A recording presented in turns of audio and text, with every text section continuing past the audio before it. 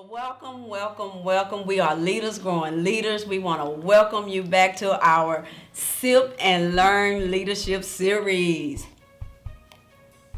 All right, we're so glad to have you with us today, and I'm going to introduce these amazing young ladies to you.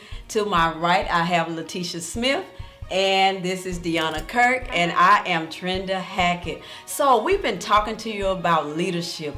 The first month we came to you, we've been talking about influence, and we've talked about connection. But this month, we're going to be talking about inner circles. We're so excited to be able to talk to you about this, and we're just going to jump right into the conversation. But before we get into the conversation, we want you to be sure to share this video, and we want to hear your thoughts. So I'm quite sure that you have inner circles that you may have already built, or you may be wondering how to build a winning circle. But we want to hear from you about how you're doing it, and we're going to just have this conversation today. So ladies, a lot of times we get a question, and I know y'all know this question. A lot of times we get this question of why do I need an inner circle? Why do I need an inner circle? So before I jump into it, I want to hear from you. Why would a person need an inner circle? What has been a benefit for you? So first, can you just tell us what you're talking about when you're saying inner circle? So the people who don't know, what are you talking about? When I'm talking about an inner circle, we are bringing you these series from John Maxwell's book, The 21 Irrefutable Laws of Leadership.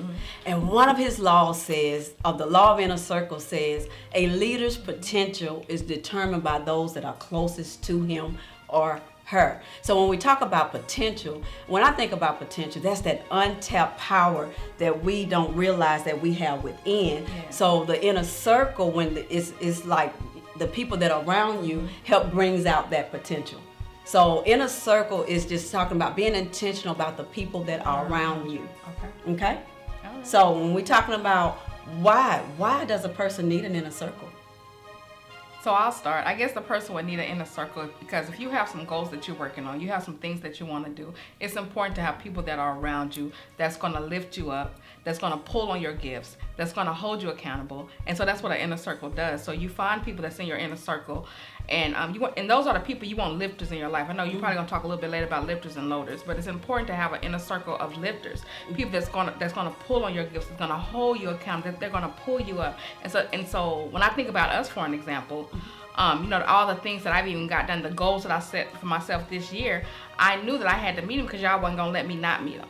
And so, you're going to be asking me about it. Where you at with that? Have you paid that off? What's going on with that? Well, maybe you should just give you a notice. These are the kind of things I heard. But that's important because if I had people in my life that didn't hold me accountable, didn't ask me about it, I think I probably just would have stayed comfortable, stayed in my comfort zone and stay where I were. And so it's important to have an inner circle that accountability piece, that's an important piece for me. Because we don't need no friends. We're not talking about friends here. Friends are people that are just around. They don't hold you accountable. They don't pull on your gifts. Y'all might just have a good time together. But what we're talking about today is what we could actually call winning circles.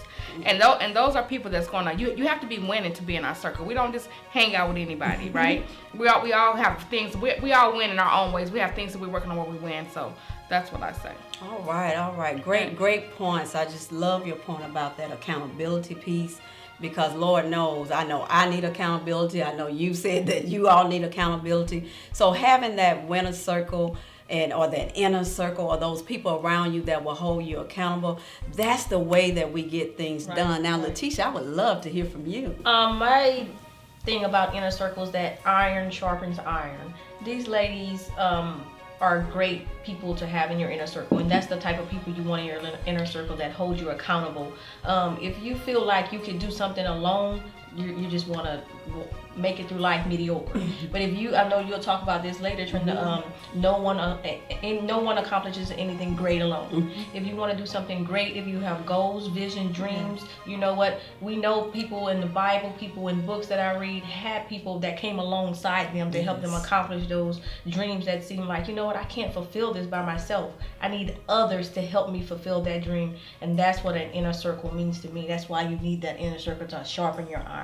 Wow, that's a great point. So we've heard accountability, and we've heard that iron sharpening iron, and we're talking about this inner circle. I know for me, I would just fall back on just our inner circle. And going back to why I felt like I needed an inner circle, one of the things that I felt is that I had achieved a certain amount of success on my own. When I talk about success, I'm saying, okay, I set a goal and I may have achieved that goal, but then there was a time in my life when I said, I don't want to be just successful. I want to be significant. Right. I want to make an impact. Right. I want to take my success and help somebody else to be successful in that. And so what I did realize, and even just studying under John Maxwell and realizing that one is too small of a number to do anything great.